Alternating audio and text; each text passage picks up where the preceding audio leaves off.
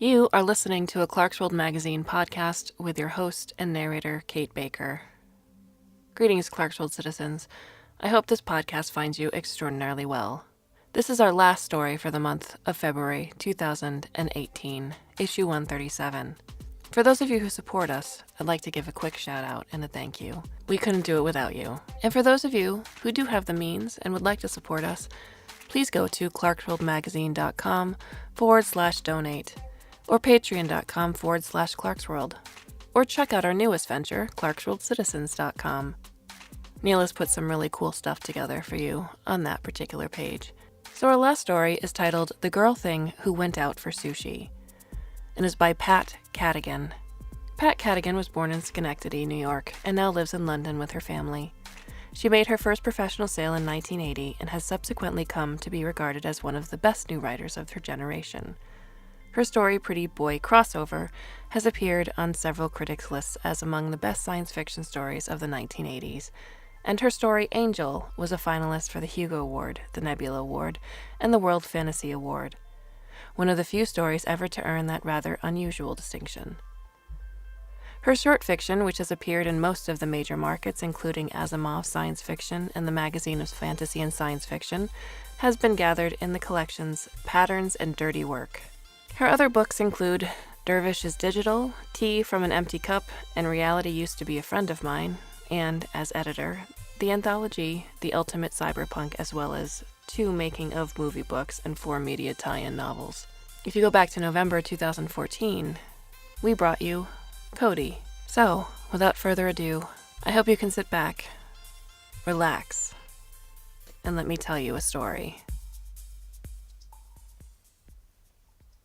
9 decks into her second hitch, Fry hit a berg in the main ring and broke her leg. And she didn't just splinter the bone. Compound fracture. Ugh, what a mess. Fortunately, we'd finished servicing most of the eyes, a job that I thought was more busy work than work. But those were the last decks before Okiki Hightower hit, and everybody had comet fever. There hadn't been an observable impact on the Big J for almost 300 dirt years, shoemaker something or other, and no one was close enough to get a good look back then. Now every news channel, research institute, and moneybags everywhere in the solar system was paying Jovian operations for a ringside view. Every Jovop crew was on the case, putting cameras on cameras and backup cameras on the backup cameras, visible, infrared, X-ray, and everything else. Fry was pretty excited about it herself, talking about how great it was she would get to see it live. Girl Thing should have been watching where she wasn't supposed to be going. I was coated, and I knew Fry's suit would hold, but featherless bipeds are prone to vertigo when they're injured. So I blew a bubble big enough for both of us, cocooned her leg, pumped her full of drugs, and called an ambulance. The jelly with the rest of the crew was already on the other side of the Big J. I let them know we'd scrubbed and someone would have to finish the last few eyes and the radian for us. Girl Thing was one hell of a stiff 2-stepper, staying just as calm as if we were unwinding end of shift. The only thing she seemed to have a little trouble with was the O. Fry picked up consensus orientation faster than any other 2-stepper I'd ever worked with, but she'd never done it on drugs. I tried to keep her distracted by telling her all the gossip I knew, and when I ran out, I made shit up. Then all of a sudden she said, "Well, RK, that's it for me." Her voice was so damn final, I thought she was quitting, and I deflated because I had taken quite a liking to our Girl Thing. I said, "Oh, honey, we'll all miss you out here." But she laughed. No. I'm not leaving. I'm going out for sushi." I gave her a pat on the shoulder, thinking it was the junk in her system talking. Fry was no ordinary Girl Thing. She was great out here, but she'd always been special. Back in the dirt, she'd been a brain box, top-level scholar, and a beauty queen. That's right, a featherless, biped genius beauty queen. Believe it or leave it, as sheer luck says. Fry'd been with us for 3.5 decks when she'd let on about being a beauty queen. The the whole crew was unwinding end of shift. Her, me, Dubonnet, Sheer Luck, Aunt Chovy, Splat, Bait, Glynis, and Fred. And we all about lost the O. Wow, said Dubonnet. Did you ask for world peace, too? I didn't understand the question, but it sounded like a snipe. I triple smacked him and suggested he respect someone else's culture. But Fry said, No, I don't blame any of you's asking. That stuff is really so silly. Why people still bother with such things, I sure don't know. We're supposed to be so advanced and enlightened, and it still matters how a woman looks in a bathing suit. Excuse me, a biped woman, she added, laughing a little. And no, the subject of world peace never came up. If that's how you really felt, Aunt Chovy said, big serious eyes and all 8 arms and curlicues, why'd you go along with it? Well, it was the only way I could get out here, Fry said. Not really, said Splat, a second before I would have blurted out the same thing. Yes, really. I got heavy metal for personal appearances and product endorsements, plus a full scholarship, my choice of school. Fry smiled, and I thought it was the way she must have smiled when she was crowned queen of the featherless biped lady geniuses or whatever it was. It wasn't insincere, but a two-stepper's face is just another muscle group. I could tell it was something she'd learned to do. I saved as much as I could so I'd have enough for extra training after I graduated. Geology degree. Dirt geology, though, said Sheerluck. It used to be Sheerlock, but Sheerluck will be the first to admit she's got more luck than sense. That's why I saved for extra training, Fry said. I had to do the best I could with the tools available. You know how that is. All of yous know. We did. Fry had worked with some other Jovop crews before us, all of them mixed, two-steppers and Sushi. I guess they all liked her and vice versa, but she clicked right into place with us, which is pretty unusual for a biped and an all-octo crew. I liked her right away, and that's saying something because it usually takes me a while to resonate even with Sushi. I'm okay with featherless bipeds. I really am. Plenty of Sushi, more than will admit to it, have a problem with the species just on general principle, but I've always been able to get along with them. Still, they aren't my fave to crew with out here. Training them is harder, and not because they're stupid. Two-steppers just aren't made for this. Not like Sushi. But they keep on coming, and most of them tough it out for at least one square deck. It's as beautiful out here as it is dangerous. I see a few outdoors almost every day, clumsy starfish in suits. That's not counting the ones in the clinics and hospitals. Doctors, nurses, nurse practitioners, technicians, physiotherapists, paramedics. They're all your standard featherless biped. It's the law. Fact, you cannot legally practice any kind of medicine in any form other than basic human, not even if you're already a doctor, supposedly because all the equipment is made for two-steppers. Surgical instruments, operating rooms, sterile garments, even rubber gloves. The fingers are too short, and there aren't enough of them. A little Sushi humor. Maybe it's not that funny to you, but fresh catch, laugh themselves sick. I don't know how many two-steppers in total go out for Sushi in a year, dirt or Jovian, let alone how their reasons graph. But we're all over the place out here, and census isn't in my orbit. So for all I know, 6 two-steppers apply every 8 decks. Stranger things have happened. In the old days, when I turned, nobody did it unless they had to. Most often it was either terminal illness or a permanent physical disability as determined by the biped standard.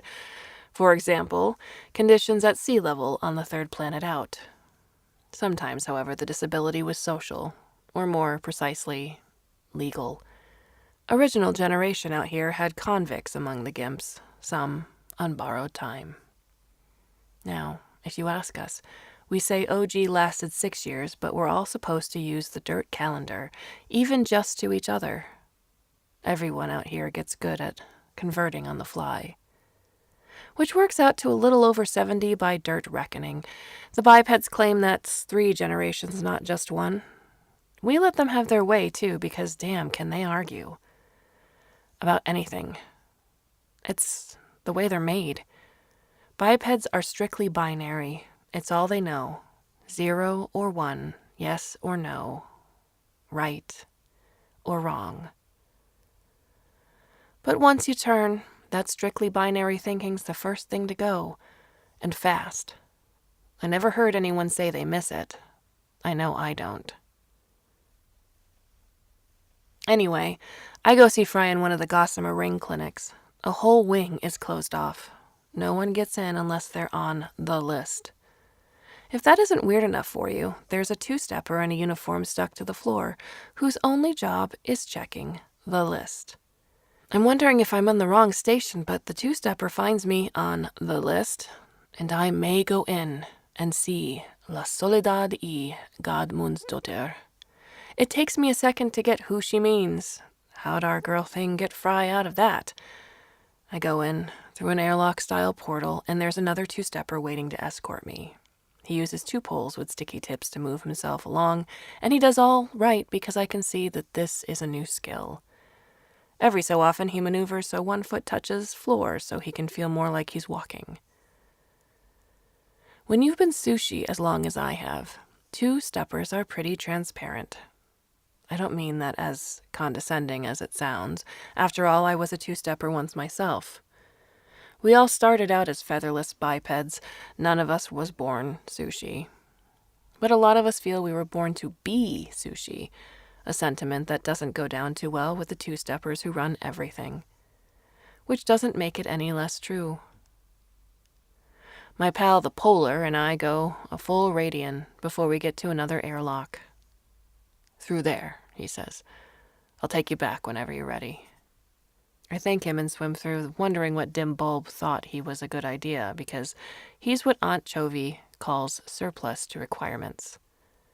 The few conduits off this tube are sealed, and there's nothing to hide in or behind. I know Fry is so rich that she has to hire people to spend her money for her, but I'm thinking she should hire people smart enough to know the difference between spending and wasting. There's our girl, stuck to the middle of a hospital bed, almost as big as the ringberg that put her in it. She's got a whole ward to herself. All the walls are folded back to make one big private room. There are some nurses down at the far end, sitting around sipping coffee bulbs. When they hear me come in, they start unsticking and reaching for things, but I give them a full 8 okay. Social call, I'm nobody, don't look busy on my account, and they all settle down again. Sitting up in her nest of pillows, Fry looks good, if a little undercooked. There are about 3 centimeters of new growth on her head, and it must be itchy because she keeps scratching it. In spite of the incubator around her leg, she insists I give her a full hug, 4 by 4, then pats a spot beside her. Make yourself to home, RK. Isn't there a rule about visitors sitting on the bed? I say, curling up a couple of arms around a nearby hitching post. It's got a fold-out seat for biped visitors. This place has everything. Yeah, the rule is it's okay if I say it's okay. Check it. This bed's bigger than a lot of apartments I've had. The whole crew could have a picnic here. In fact, I wish they would. She droops a little. How is everyone? Really busy? I settle down. Oh, there's always another lab to build or hardware to service or data to harvest. I say carefully. If that's what you mean. The way her face flexes, I know it isn't. You're the only one who's come to see me, she says. Well, maybe the rest of the crew weren't on the list. What list? She says. So I tell her. Her jaw drops, and all at once 2 nurses appear on either side of the bed, nervous as hell, asking if she's all right. I'm fine, she snaps at them. Go away. Give me some privacy, will you? They obey a bit reluctantly, eyeing me like they're not too sure about how safe she is with me squatting on the bedspread. Don't yell at them, I say after a bit. Something bad happens to you, it's their fault. They're just taking care of you the best way they know how. I uncurl 2 arms, one to gesture at the general surroundings, and the other to point at the incubator, where quadrillion nanorectics are mending her leg from the marrow out, which I can tell you from personal experience itches. A lot. No doubt that's contributing to her less than sparkly disposition. What the hell can you do about itchy bone marrow? And what, I just told her, doesn't help. I should have known, she fumes, scratching her head. It's the people I work for. Well, that doesn't make sense. Joe Vop couldn't afford anything like this. I think you're a little confused, honey, I say. If we even thought Joe Vop had metal that heavy, it'd be Sushi Bastille Day. Heads would... No, these people are back in the dirt. My image is licensed for advertising and entertainment, she says. I thought there'd be less demand after I came out here, out of sight, out of mind, you know? But apparently the novelty of a beauty queen in space has yet to wear off. So you're still rich, I say? Is that so bad? She makes a pain face. Would you agree to an indefinite contract just to be rich? Even this rich? You couldn't get rich on an indefinite contract, I say gently, and no union's stupid enough to let anybody take one. She thinks for a few seconds. All right, how about this? Did you ever think you owned something, and then you found out it owned you? Oh, now I get it. Can they make you go back? They're trying, Fry says. A court order arrived last night demanding I hit the dirt as soon as I can travel. The docs amended it so they decide when it's safe, but that won't hold them off forever. You know any good lawyers? Out here? Well, yeah. Of course, they're all Sushi. Fry lit up. Perfect. Not every chambered nautilus out here is a lawyer. The form is also a popular choice for librarians, researchers, and anyone else in the data-heavy line of work. But every lawyer in the Jovian system is a chambered nautilus. It's not a legal restriction the way it is with bipeds and medicine, just something that took root and turned into tradition. According to Dove, who's a partner in the firm our union keeps on retainer, it's the Sushi equivalent of powdered wigs and black robes, which we have actually seen out here from time to time when two-steppers from certain parts of the dirt bring their own lawyers with them. Dove says no matter how hard biped lawyers try to be professional, they all break out with some kind of weird around their Sushi colleagues. The last time a union had to renegotiate terms with Joe Vop, the Home Office sent a can full of corporate lawyers out of the dirt. Well, from Mars, actually, but they weren't Martian citizens, and they went straight back to number 3 afterwards. Dove wasn't involved, but she kept us updated as much as she could without violating any regulations. Dove's area is civil law and Sushi rights, protecting our interests as citizens of the Jovian system. This includes not only Sushi and Sushi in transition, but pre-ops as well. Any two-stepper who files a binding letter of intent for surgical conversion is legally Sushi. Pre-ops have all kinds of problems. Angry relatives, rich, angry relatives with injunctions from some dirt's Supreme Court, confused, troubled children, heartbroken parents and ex-spouses, lawsuits and contractual disputes. Dove handles all that and more. Identity verification, transfer of money and property, biometric resets, as well as arranging mediation, psychological counseling for anyone, including angry relatives, even religious guidance. Most bipeds wouldn't be surprised to know how many of those who go out for Sushi find God or something. Most of us, myself included, fall into the latter category, but there are plenty of the organized religion persuasion. I guess you can't go through a change that drastic without discovering your spiritual side. Fry wasn't officially a pre-op yet, but I knew Dove would be the best person she could talk to about what she'd be facing if she decided to go through with it. Dove is good at figuring out what two-steppers want to hear and then telling them what they need to hear in a way that makes them listen. I thought it was psychology, but Dove says it's closer to linguistics. As sheer luck would say, don't ask me. I just lurk here. The next day I showed up with Dove and List Checker. Looks like she's never seen anything like us before. She's got our names, but she doesn't look too happy about it, which annoys me. List checking isn't a job that requires any emotion from her.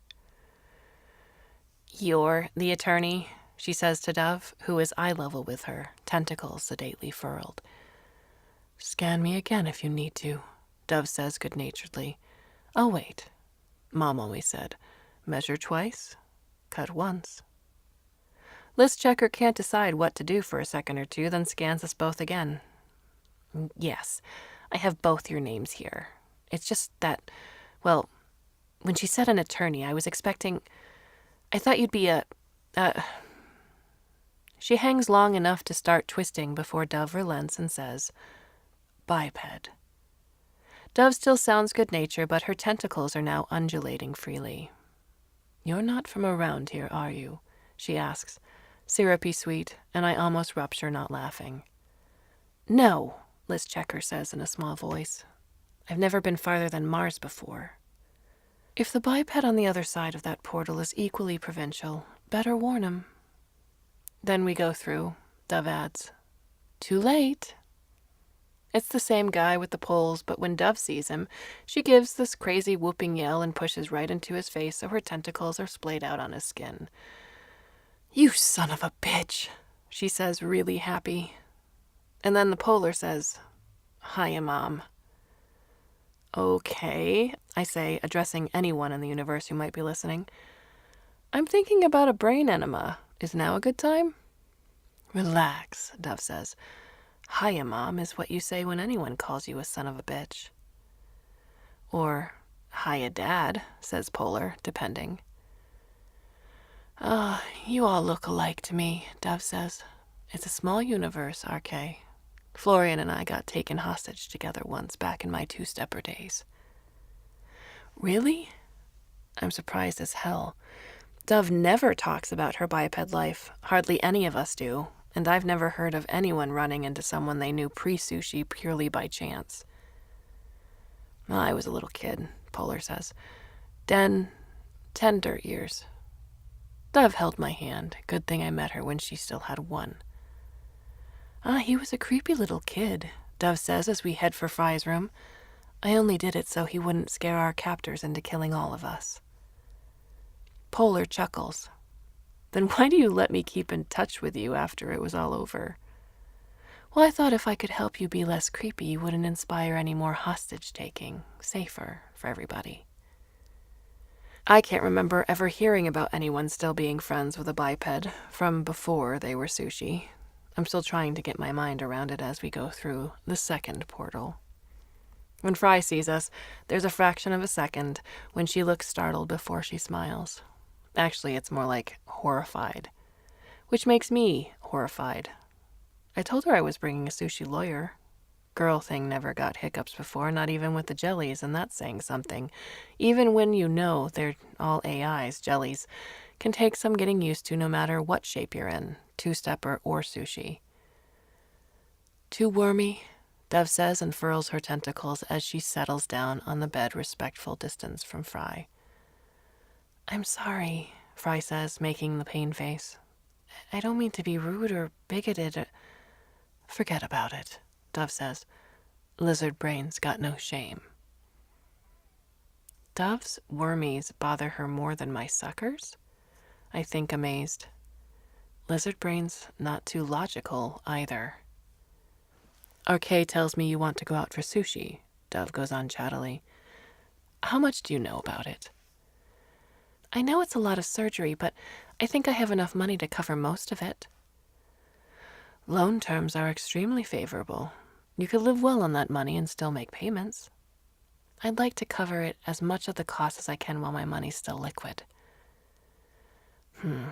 You're worried about having your assets frozen." Immediately, Dove goes from chatty to brisk. "I can help you with that, whether you turn or not. Just say I'm your lawyer. The verbal agreement's enough." "But the money's back in the dirt. And you're here. It's all about where you are. I'll zap you the data on loans and surgical options. If you're like most people, you probably already have a form in mind, but it doesn't hurt to know about all the... Fry held up a hand. RK? You mind if I talk to my new lawyer alone? My feelings are already getting ready to be hurt when Dove says, of course she doesn't, because she knows that the presence of a third party screws up that confidentiality thing, right, RK? I feel stupid and relieved at the same time. Then I see Fry's face and I know there's more to it.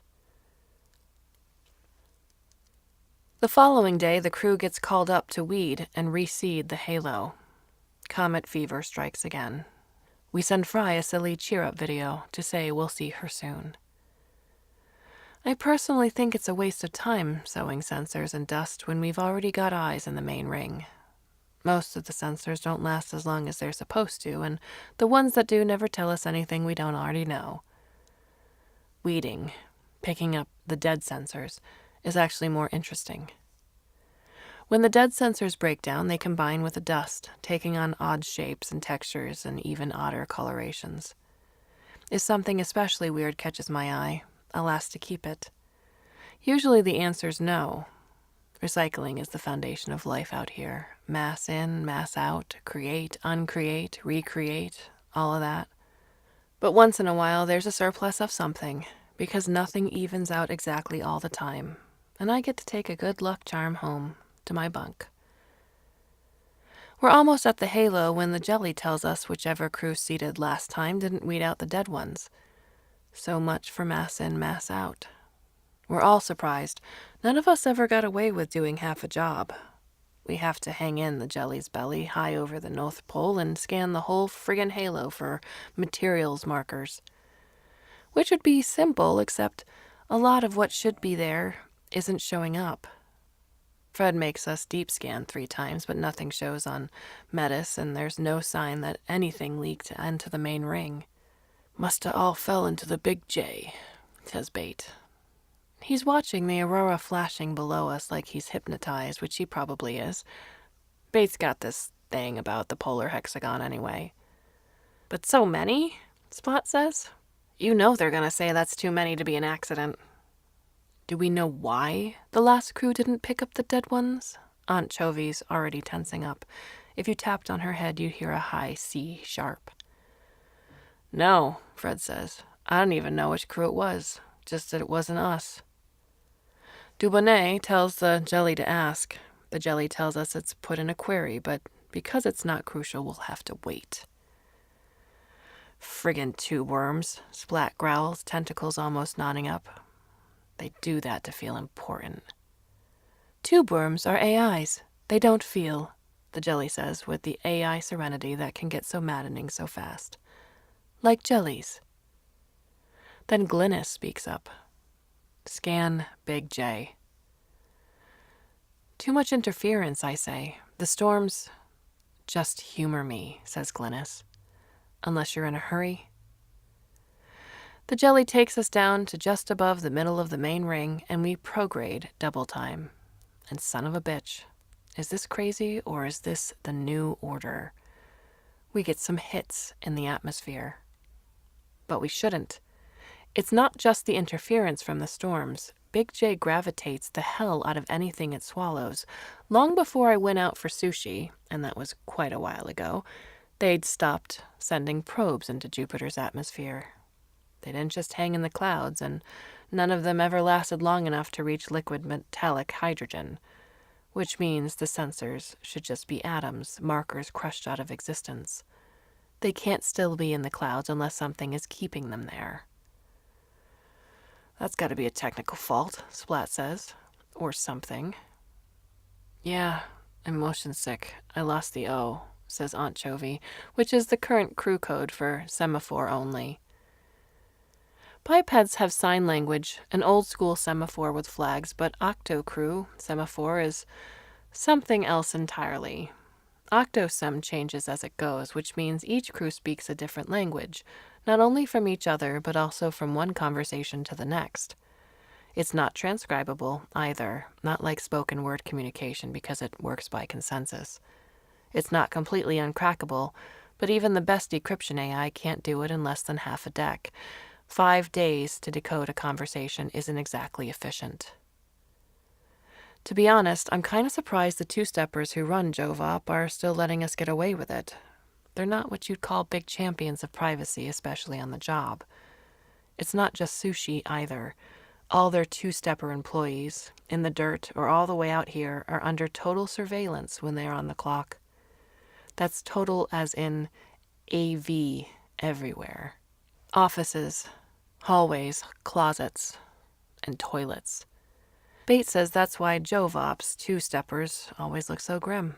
They're all holding it in till quitting time. But I guess as long as we get the job done, they don't care how we wiggle our tentacles at each other or what color we are when we do it.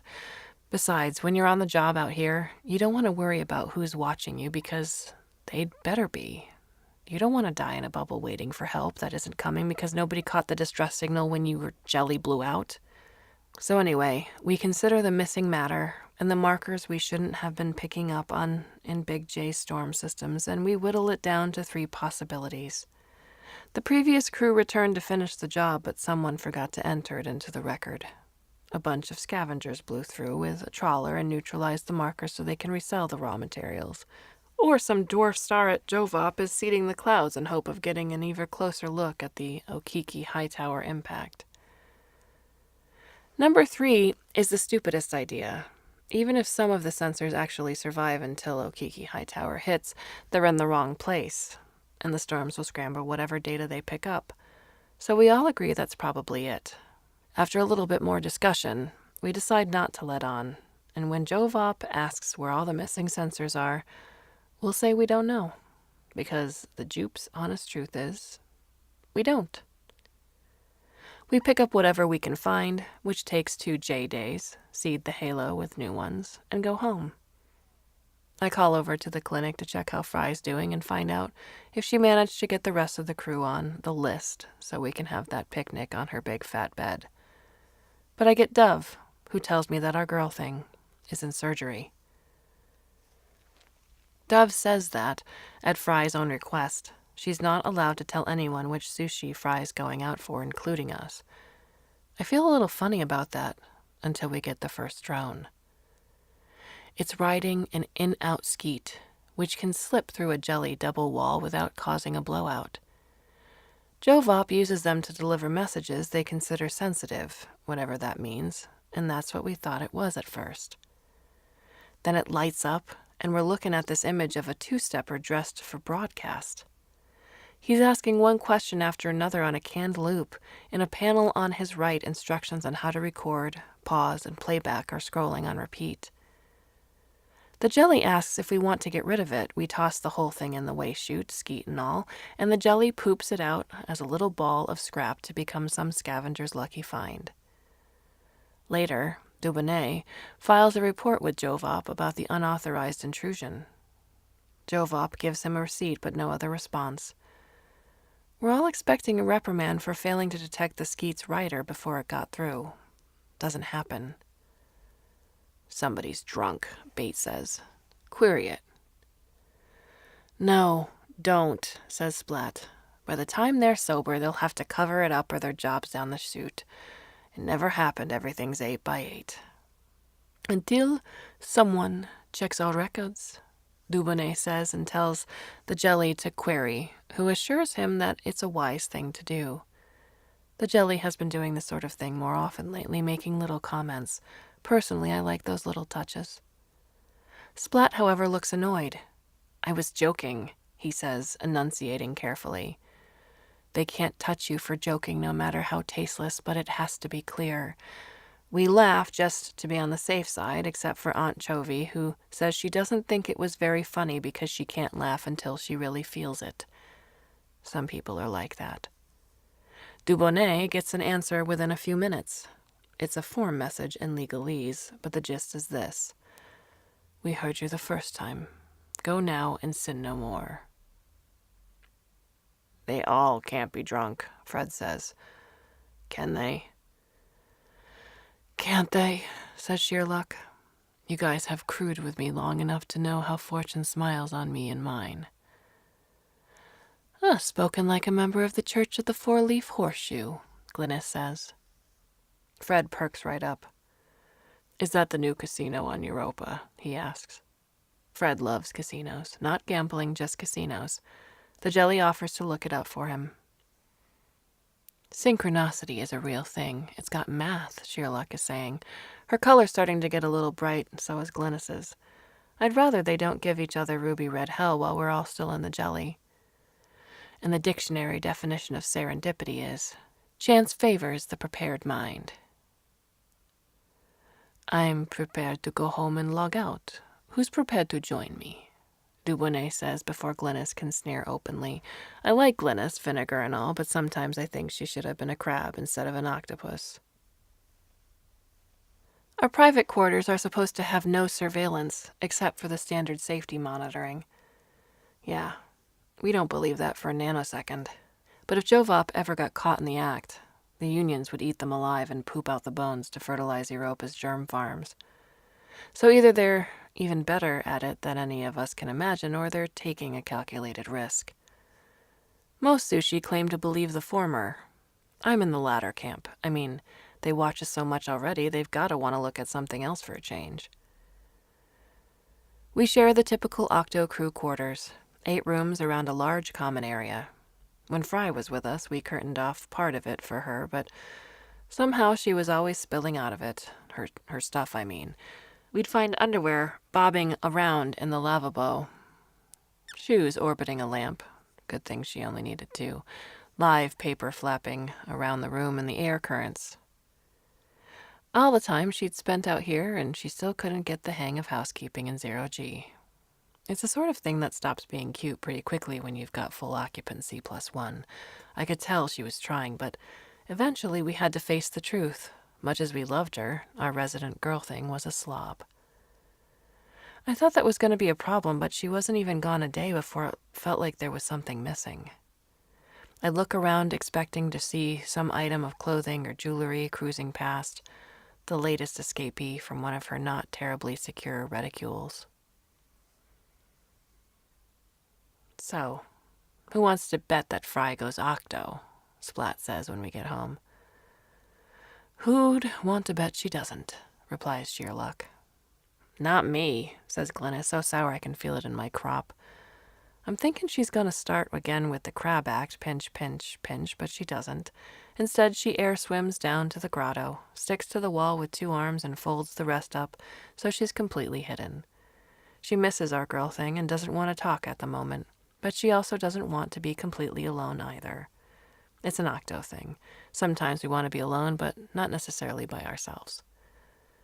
Sherlock joins me at the fridge and asks, What do you think? Octo? I don't know, I say, and honestly I don't. It never occurred to me to wonder, but I'm not sure if that's because I took it for granted she would.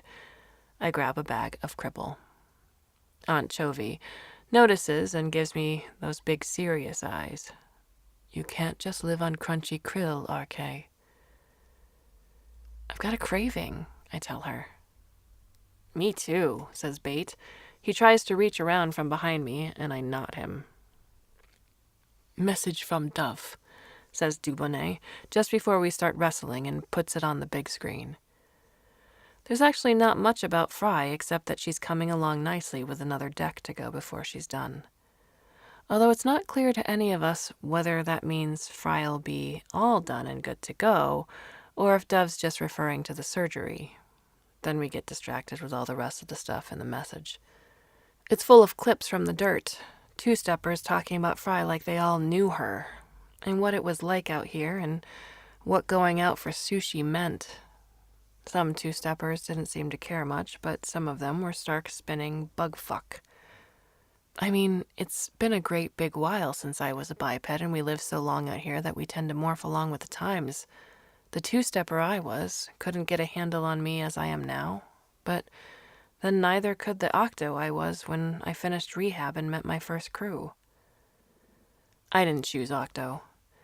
Back then, surgery wasn't as advanced, and nanorectics weren't as commonplace or as programmable, so you got whatever the doctors thought gave you the best chance of life worth living.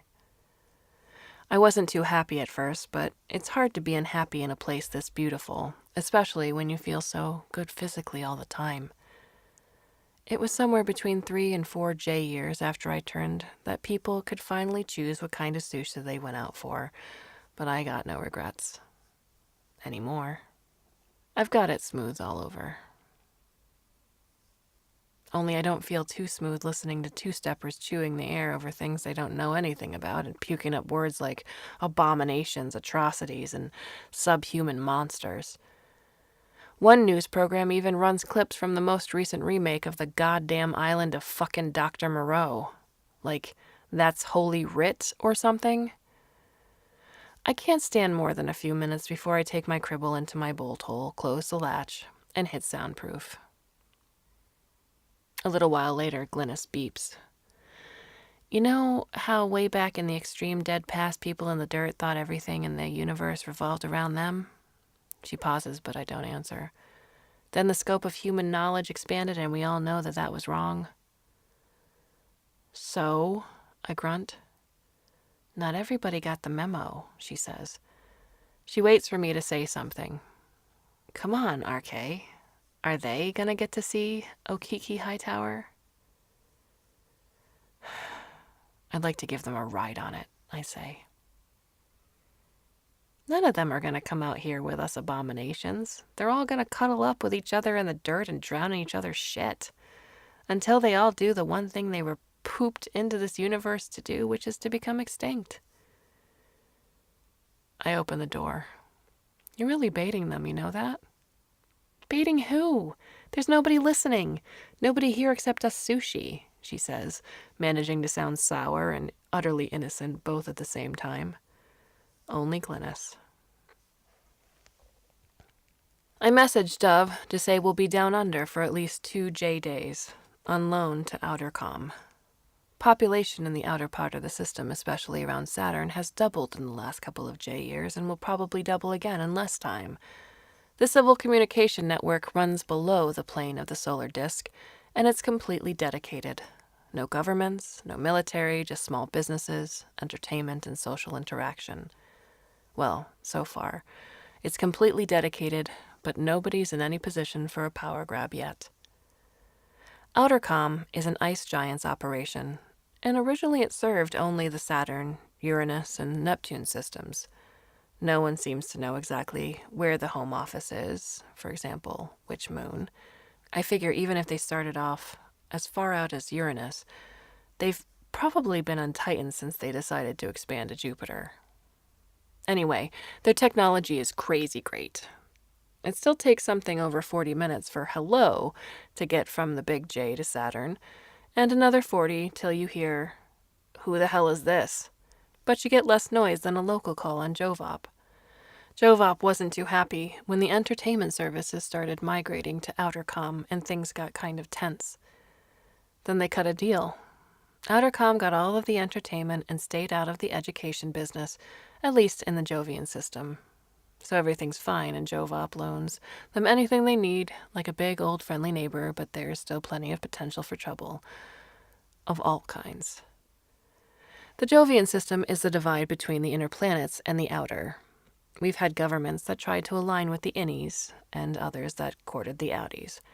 The current government wants the Big J officially designated as an outer world, not just an ally. Saturn's been fighting it, claiming that Big J wants to take over and build an empire.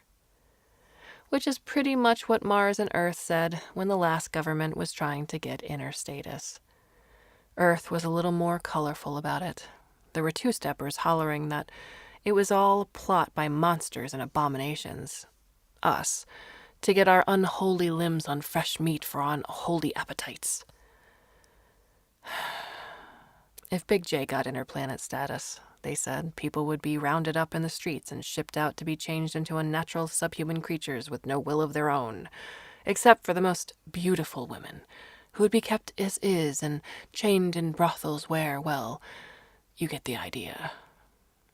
That alone would be enough to make me vote outie, except the Big J is really neither outie nor innie. The way I see it, there's inner, there's outer, and there's us, which doesn't fit the way two-steppers do things because It's not binary. This was all bubbling away at the back of my mind while we worked on the comm station, but in an idle sort of way. I was also thinking about Fry, wondering how she was doing, what shape she'd be in the next time I saw her. I wondered if I'd recognize her. Now, that sounds kind of silly, I guess, because you don't recognize someone that, for all intents and purposes, you've never seen before, but it's that spiritual thing. I had this idea that if I swam into a room full of sushi, all kinds of sushi, and Fry was there, I would know. And if I gave it a little time, I'd find her without anyone having to point her out. No question. I loved Fry the two-stepper. Now that she was sushi, I wondered if I'd be in love with her.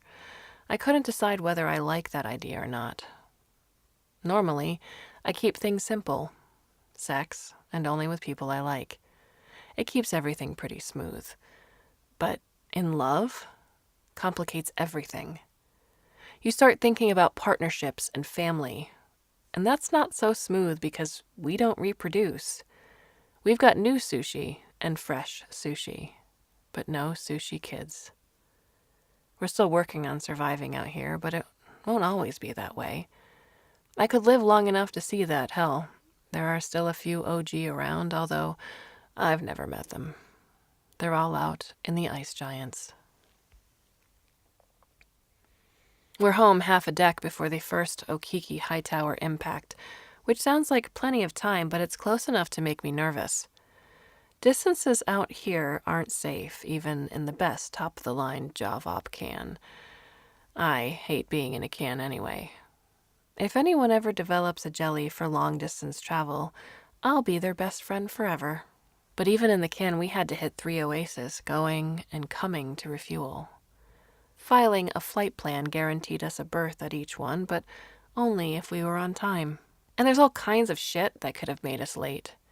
If a berth was available, we'd still get it, but if there wasn't, we'd have to wait and hope we didn't run out of stuff to breathe. Bait worked the plan out far enough ahead to give us generous ETA windows. But you know how it is. Just when you need everything to work out the way it's supposed to, anything that hasn't gone wrong lately suddenly decides to make up for lost time. I was nervous all the way out, all through the job, and all the way back. The last night on the way back, I dreamed that just as we were about to re-enter Jovop space, Io exploded and took out everything in half a radian. While we were trying to figure out what to do, something knocked us into a bad spiral that was going to end dead center in Big Pink. I woke up with Aunt Chovy and Splat peeling me off the wall. So embarrassing. After that, all I wanted to do was go home, slip into a jelly, and watch Okiki Hightower meet Big J. By this time, the comet's actually in pieces. The local networks are all comet news all the time. Like there's nothing else in the solar system or even the universe for that matter. The experts are saying it's following the same path as the old Shoemaker Levee, and there's a lot of chatter about what that means. There are also those who don't think it's a coincidence, and Okiki Hightower is actually some kind of message from an intelligence out in the Oort cloud or even beyond, and instead of letting it crash into Big J, we ought to try catching it, or at least parts of it. Yeah, that could happen. Jovop put out a blanket no-fly, jellies only, no cans. Sheer luck suggests Jovop's got a secret mission to grab some fragments, but that's ridiculous. I mean, aside from the fact that any can capable of doing that would be plainly visible, the comet's been sailing around in pieces for over 6 square decks. There were easier places in the trajectory to get a piece, but all the experts agreed the scans showed nothing in it worth the fortune it would cost to mount that kind of mission. Funny how so many people forgot about that. Suddenly, they're all shoulda, woulda, coulda, like non-buyer's remorse. But don't get me started on politics. I leave a message for Dove saying we're back and getting ready to watch the show. What comes back is an auto-reply saying she's out of the office. Reply soonest. Maybe she's busy with Fry, who probably has comet fever like everyone else. But maybe even more so, since this will be like the big movement that kicks off her new life. if she's not out of the hospital, I hope they've got a screen worthy of the event. We all want to see it with our naked eyes. Well, our naked eyes and telescopes. Glynis is bringing a screen for anyone who wants a really close-up look. Considering the whole thing's going to last about an hour start to finish, maybe that's not such a bad idea. It could save us some eye strain. When the first fragment hits, I find myself thinking about the sensors that fell into the atmosphere. They've got to be long gone by now. Even if they're not, there's no way we could pick up any data. It would all be just noise. Halfway through the impacts, the government overrides all the communication for a recorded no-fly announcement. Martial law's been declared? Everybody go home? Anyone who doesn't is dust. This means we miss the last few hits, which pisses us off even though we all agree it's not a scythe worth dying for. But when we get home and can't even get an instant reply, we start wondering. Then we start ranting. The government's going to have a lot of explaining to do, and the next election ain't going to be a love fest, and when did Jovop turn into a government lackey? There's nothing on the news, and I mean nothing. It's all reruns. Like, this is actually 2 J-days ago, and what just happened never happened. Okay, says Fred. What's on Outercom? You want to watch soap operas? Duvernay fumes. Sure, why not? We're looking at the menu when something new appears. It's called the Soledad E. Gottmundsdottir Farewell Special. The name has me thinking we're about to see Fry in her old two-stepper incarnation, but what comes up on the screen is a chambered nautilus. Hi, everybody. How do you like the new me? Fry says. What, is she going to law school? Aunt Chovy says, shocked. I'm sorry to leave you a canned goodbye because you've all been so great. Fry goes on, and I have to knot my arms together to keep from turning the thing off. This doesn't sound like it's going to end well. I knew even before I came out here that I'd be going out for sushi. I just couldn't decide what kind. You guys had me thinking seriously about Octo. It's pretty great life, and everything you do matters. Future generations, well, it's going to be amazing out here. Life that adapted to space. Who knows, maybe someday Jovian citizens will change bodies like two-steppers change their clothes. It could happen. But like a lot of two-steppers, I'm impatient. I know. I'm not a two-stepper anymore, and I've got a far longer lifespan now, so I don't have to be impatient. But I am. I wanted to be a part of something that's taking the next step, the next big step right now. I really believe the Jupiter colony is what I've been looking for. Jupiter colony? They're cranks. They're suicidal. Glynis hits the ceiling, banks off a wall, and comes down again. Fry unfurls her tentacles and lets them wave around freely. Calm down, whoever's yelling, she says, sounding amused. I made contact with them just before I crewed up with you. I knew what they were planning. They wouldn't tell me when, but it wasn't hard to figure out that the Okiki Hightower impact was the perfect opportunity. We've collected some jellies, muted them, and put in yak-yak loops. I don't know how the next part works, how we're going to hitch a ride with the comet. I'm not an astrophysicist, but if it works, we'll seed the clouds with ourselves. We're all chambered nautiluses on this trip. It's the best form for packing a lot of data. But we've made one small change. We're linked together, shell to shell, so we have access to each other's data. Not too private, but we aren't going into exile as separate hermits. There should still be some sensors bobbing around in the upper levels. The colonies had allies tossing various things in on the sly. We can use whatever's there to build a cloud-born colony. We don't know for sure if it'll work. Maybe we'll all get gravitated to smithereens, but if we can fly long enough for the jellies to convert to parasails, the engineers figured that out, don't ask me. We might figure out not only how to survive, but thrive. Unfortunately, I won't be able to let you know. Not until we get around the interference problem. I don't know much about that either, but if I last long enough, I'll learn. Dove says right now you're all down under on loan to Outercom. I'm going to send this message so it bounces around the ice giants for a while before it gets to you, and with any luck you'll find it not too long after we enter the atmosphere. I hope none of you are too mad at me, or at least that you don't stay mad at me. It's not entirely impossible that we'll meet again someday, and if we do, I'd like it to be as friends. Especially if the Jovian independence movement gets... She laughs. I was about to say, gets off the ground. If the Jovian independence movement ever achieves a stable orbit or something, I think it's a really good idea. Anyway, goodbye for now. Oh, and RK? Her tentacles undulate wildly. I had no idea Wormy would feel so good. We just got that one play before the JCC blacked it out. The feds took all of us in for questioning. Not surprising. But it wasn't just Big J feds. Dirt feds suddenly popped up out of nowhere. Some of them in person and some of them long distance via comm units clamped to Mobies. The latter is a big waste until there's some benefit to having a conversation as slowly as possible.